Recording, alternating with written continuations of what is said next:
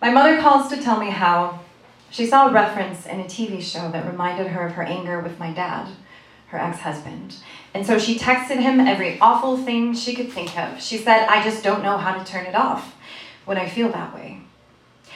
My mother is an unwitting hurricane that wants to frolic, and some days she downgrades to a more approachable tropical storm.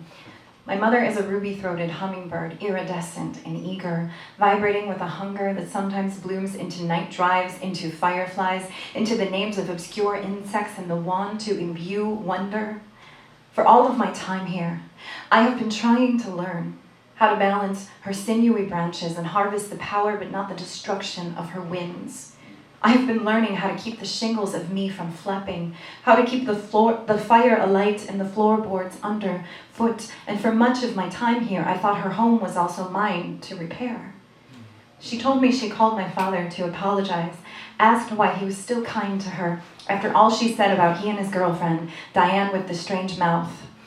And he said, "I'm not sure you realize this, but I know you better than anyone else. I was the first home you had after your parents, and I know those words weren't you at all. My father is the salt of the earth. My father is hard-working football on Sunday, Home Depot, goulash, do you know what the stupid neighbors did to their lawn? Why is your hair that color? Kind of guy. My father is sometimes an undercover suburban French-Canadian Buddha." And I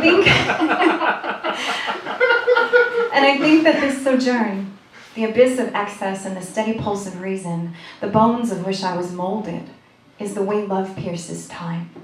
Here in my body it opens, and I see it sometimes when the moon powders her nose for me. I live here in the eye of the storm, here in a room full of fragrant doors, one foot firmly planted in earth, one arm outstretched to awe.